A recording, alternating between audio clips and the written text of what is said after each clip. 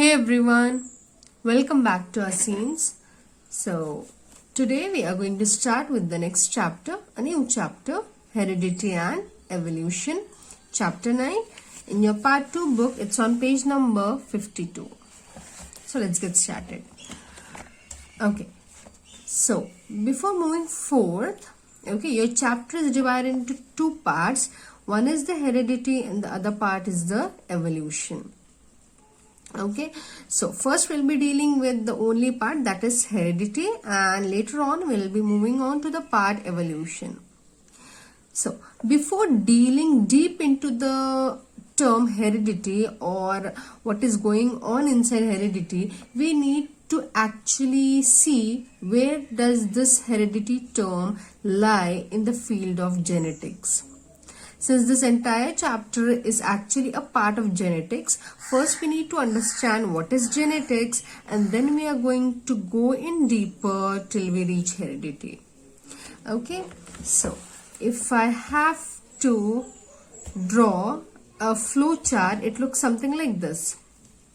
So genetic is a branch of science which deals with the study of genes, study of heredity, study of variation. So however the characters are being passed from one organism to another, it's all dealt in the branch of genetics. Okay, so under genetics, two main headings come forth. That is, one is heredity and the other is variation. Okay, so in short, we know what heredity is. We normally use the term heredity. Yeah, that is heredity. This is heredity. Okay, so what is this heredity?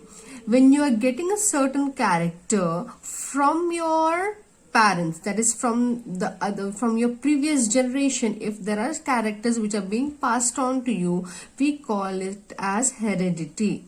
The definition goes as the transmission of character or traits, both are one and the same, from one generation to the next generation and then further to the next generation.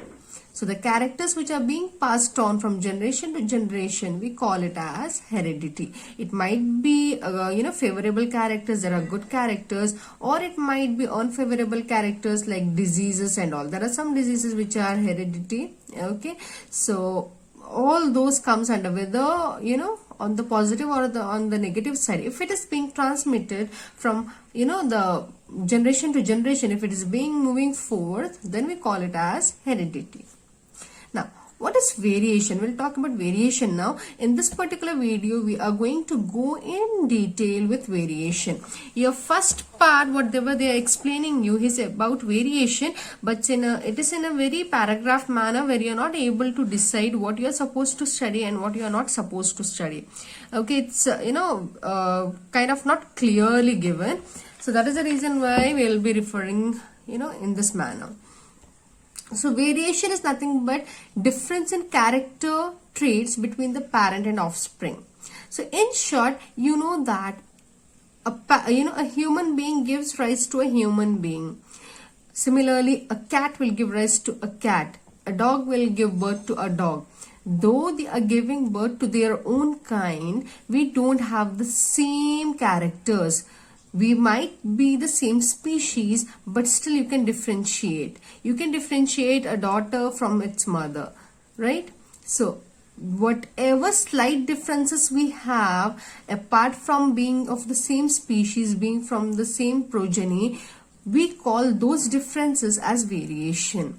Okay, so though you might look exactly like your mother or exactly like your father, but still people can tell you and your mother different. They can differentiate between you, who is the daughter and who is the mother. So this differentiation is nothing but your variation. Okay, whatever characters which make you, which even if it is in a very slight manner, but even if that character is present, which will help people differentiate between two individuals, that is parents and offsprings, we call that characters as variation.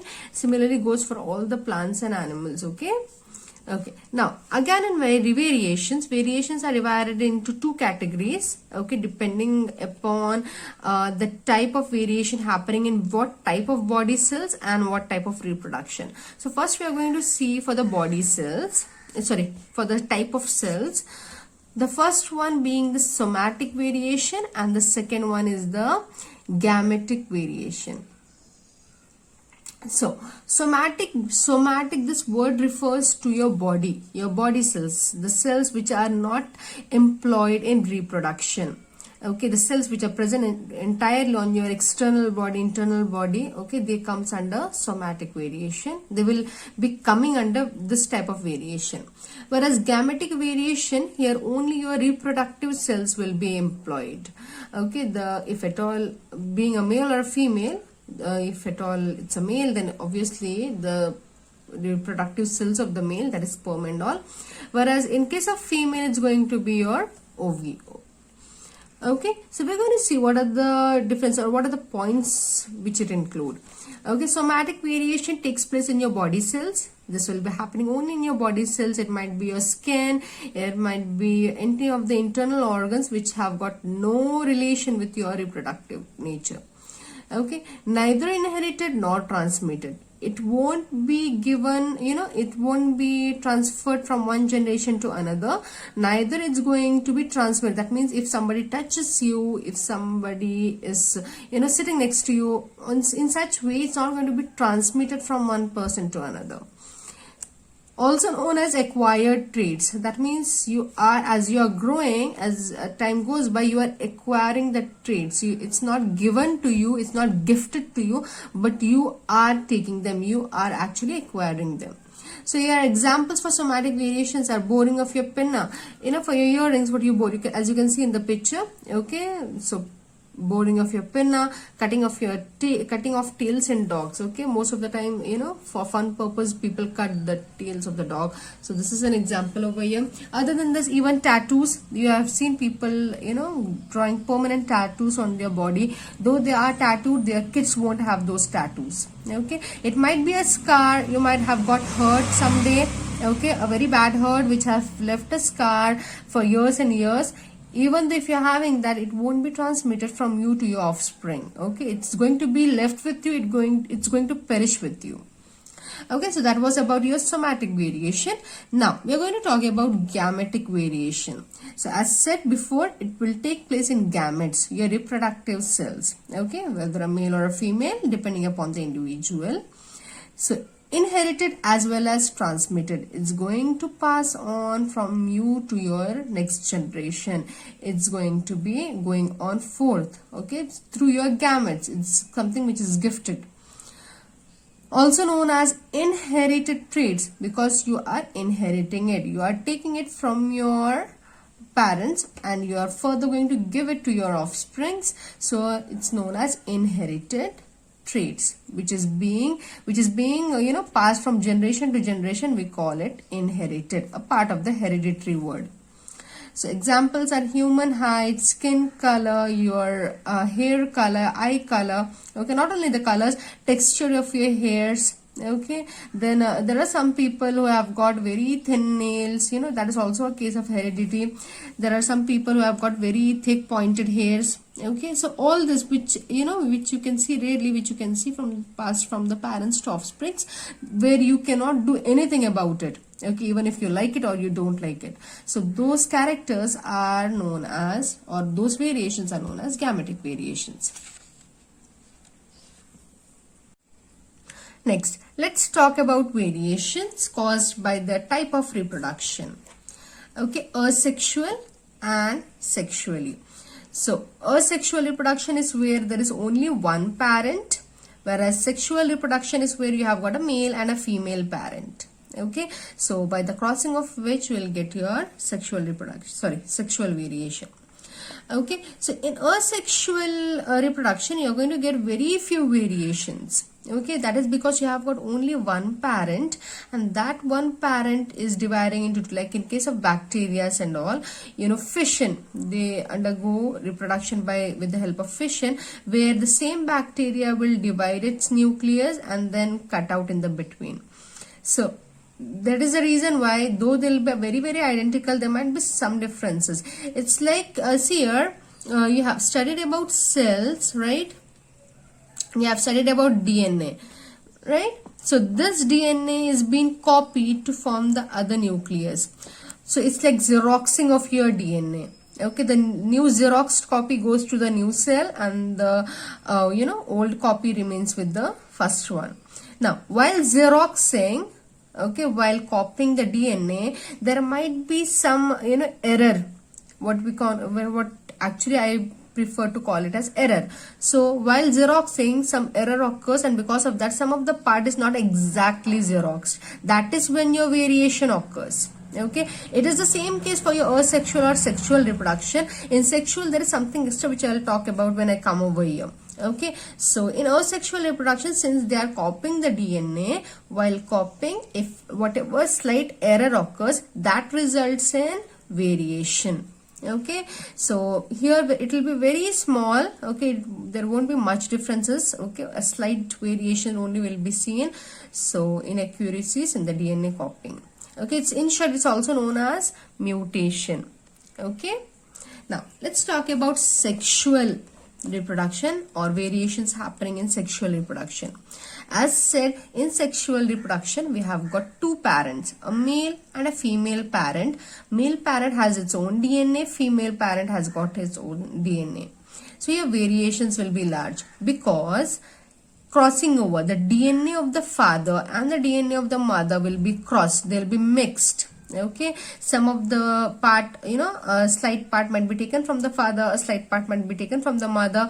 Okay, so anyhow they are mixing the DNAs, and while mixing, again there might be slight variations happening because of inaccuracy of copying, that is mutation.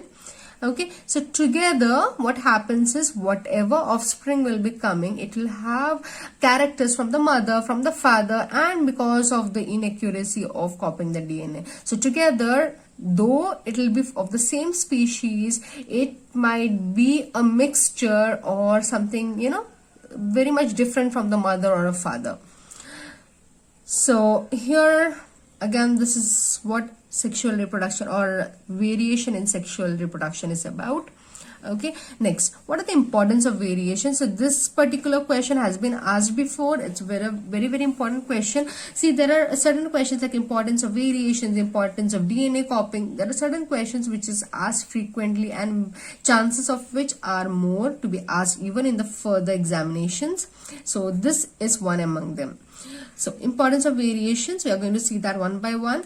Depending upon the nature of variation, different individuals would have different kinds of advantages. Okay, whatever type of variation is happening, those in some places it might be a drawback, in some cases it might work as an advantage. Okay, so variations are very necessary. So that is the reason why we prefer variation. Okay, in some of the cases it might be a drawback, but other cases where it is advantage, we want that advantage, because if at all we get this advantage, it might be, if we get something new or something better, we might be able to pass it from generation to generation. Like for example, they have given you bacteria that can withstand heat will survive better in a heat wave. Okay, there are certain bacteria which, normally we boil water. You might have heard people saying boil your water before drinking, it will kill the germs. But no, there are certain germs which will not be killed by heat. Okay, like they have developed that character where even heat does not kill them. So there are certain bacteria which can withstand heat, which will not die by heat. Even if you heat it, even if you boil it, they are not going to die. Okay, so such character, so this is one character caused by variation. This has come into existence by variation.